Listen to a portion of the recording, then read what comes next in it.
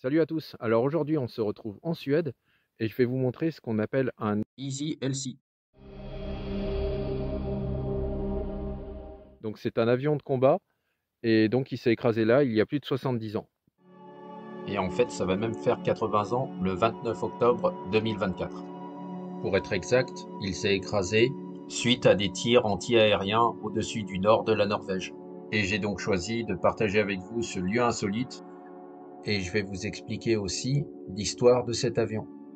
Comment ça s'est passé, le crash.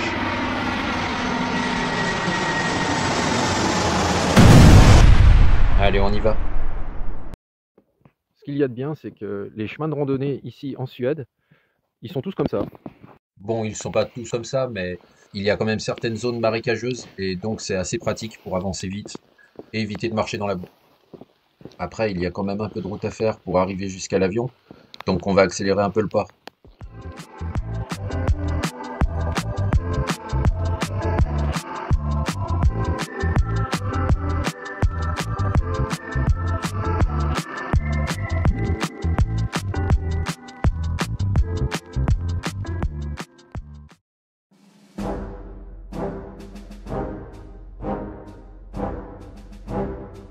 Donc là, ça y est, on y est.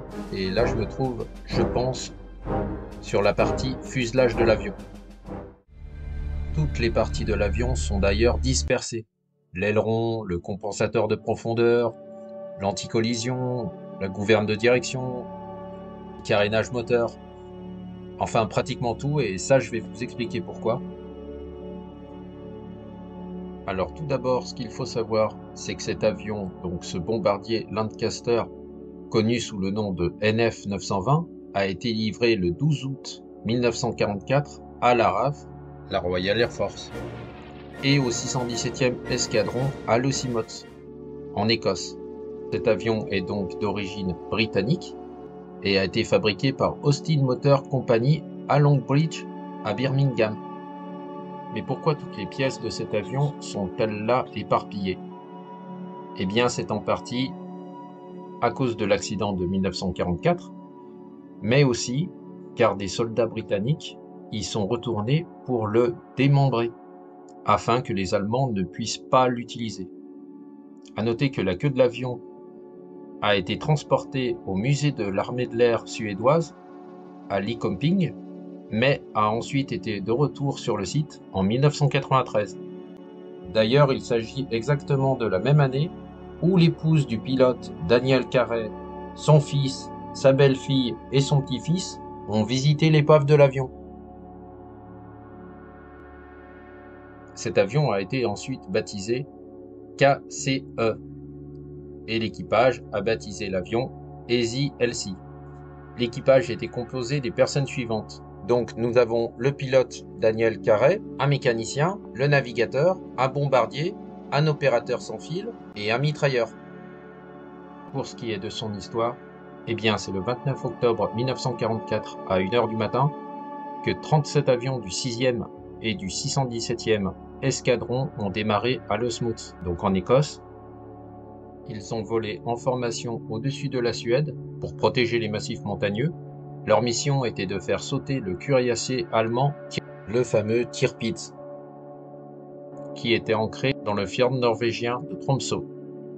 Ce sont donc les soldats suédois qui ont découvert cette formation et ont signalé au commandant de vol que l'espace aérien suédois avait été violé par des bombardiers étrangers. Lorsque ces bombardiers sont arrivés au-dessus du fjord de Tromsø, où le Tirpitz était ancré, le cuirassé était couvert d'épais nuages à basse altitude, et la seule chose que l'on voyait était la lumière des canons anti-aériens de la défense allemande. Au cours de l'attaque, Easy LC a été touché par des éclats d'obus provenant de ces mêmes canons anti-aériens. Un moteur était en panne et il a même été touché au niveau du système hydraulique. Le matériel radio a été aussi endommagé lors du bombardement. Après cette attaque, tous les avions sont rentrés chez eux. Mais Easy LC a de nouveau été la cible de canons anti-aériens allemands et ils ont perdu un autre moteur et encore plus de carburant. Les dégâts causés sur l'avion ont aussi permis aux portes et au train d'atterrissage de rester en position de sortie, et ils ne pouvaient être réinsérés. Cela voulait donc dire qu'il y avait une grande résistance de l'air sur l'avion, et c'était plus difficile à piloter, alors qu'il avait déjà perdu 2 de ses moteurs, à cause bien sûr de la flaque allemande.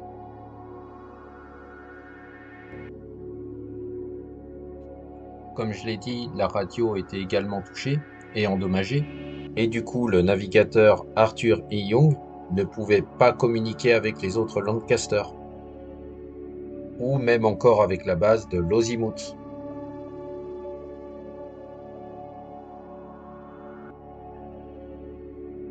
Ils ne pouvaient ni communiquer l'endroit où ils volaient, ni l'état de leurs blessures. Plus tard, le AZLC a été signalé lorsque le reste de l'escadron est revenu sain et sauf à la base. Au moment de leur mission, l'ingénieur de vol pouvait voir qu'il ne reviendrait jamais à la base, en raison des dommages causés à l'avion. Le pilote, donc Daniel Carey, a réfléchi à différentes options. Et le pilote conclut donc que la seule chose qui pourrait les sauver était d'essayer de diriger l'avion vers la Suède.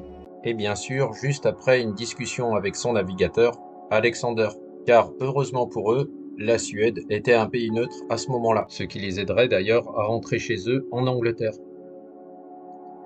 Comme je l'ai dit, l'équipement de navigation a été endommagé, et le navigateur a eu du mal à s'orienter. Mais soudain, le pilote Carey aperçut des maisons et des bâtiments dans une petite communauté. Carey a donc fait plusieurs fois le tour de cette communauté afin de trouver un endroit approprié pour atterrir. Et pour ce faire, l'équipage avait même jeté tous les objets lourds de l'avion. Il y avait des armes, des munitions, du matériel auxiliaire, bref, tout et n'importe quoi, juste pour alléger l'avion, car ils allaient subir un atterrissage d'urgence. D'ailleurs, il ne restait presque plus de carburant. L'Easy LC était donc prêt à l'atterrissage. Et le pilote justement pensait avoir trouvé un endroit parfait pour atterrir.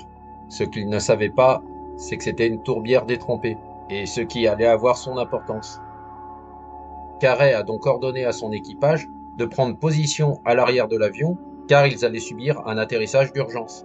Et l'atterrissage ne fut malheureusement pas ce qu'avait prévu Carey. C'est avec un grand bang que l'avion s'est écrasé dans la fange, avec les portes anti-bombes ouvertes et le train d'atterrissage sorti. L'avion s'est donc écrasé dans le marais en se mettant sur le nez, et ensuite il est violemment retombé. Tout l'équipage a été abasourdi par cet atterrissage brutal. Personne n'a été blessé, sauf Carey, qui a eu une blessure au niveau du genou.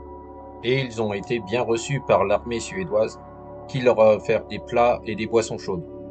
Tout l'équipage, à part Carey, car il a bien été touché au genou, a été envoyé à Stockholm, afin de répondre à quelques questions qui étaient posées par l'armée de l'air suédoise. Quant à Carey, il a été envoyé à Jokkmokk, par rapport à son genou bien sûr. Mais quelques jours plus tard, il rejoint son équipage à Stockholm pour y être aussi interrogé. Comme vous avez dû remarquer, en fond de vidéo, je vous montre bien sûr l'épave de l'avion. Après le crash, l'équipage a fait tout ce qu'ils avaient à faire, c'est-à-dire détruire les documents et cartes contenant les données de la mission, car ils ne souhaitaient que rien ne tombe entre les mains de l'ennemi. L'équipage a mis le feu au carburant et l'avion a été brûlé côté cockpit vers la soute. Et enfin, c'est en novembre 1944 que l'équipage revient en Angleterre. Easy LC est en effet le seul avion au monde qui reste à l'endroit où il se trouve actuellement.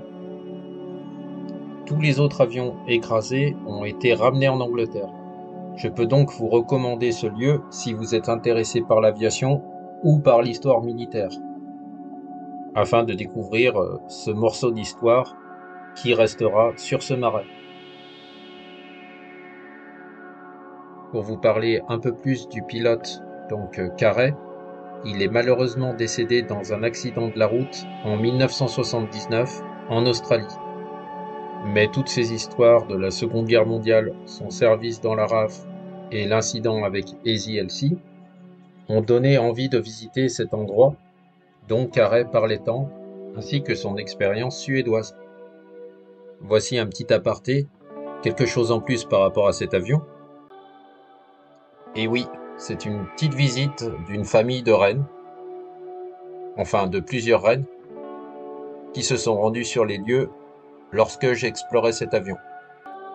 Donc voilà, je vous les montre un petit peu, mais je vais continuer aussi à vous montrer quelques images encore de l'avion, enfin ce qu'il en reste, et vous raconter encore une petite chose par rapport à l'équipage. Le dernier membre de l'équipage à visiter Easy LC était le navigateur Alexander Mackay.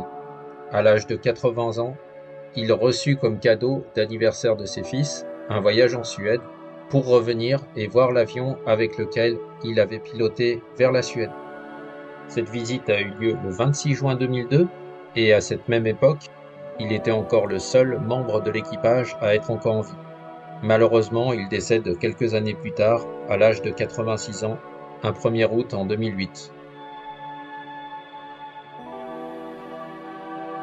Voilà, j'espère que cette vidéo sur le Easy LC vous a plu, ainsi que le compte-rendu de mission de cet équipage.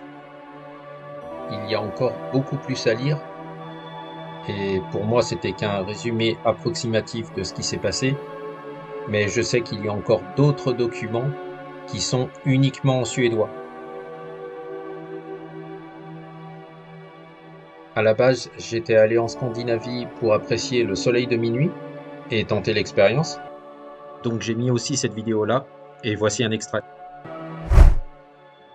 Vous voyez, il est minuit et quart, et le soleil est encore pas couché.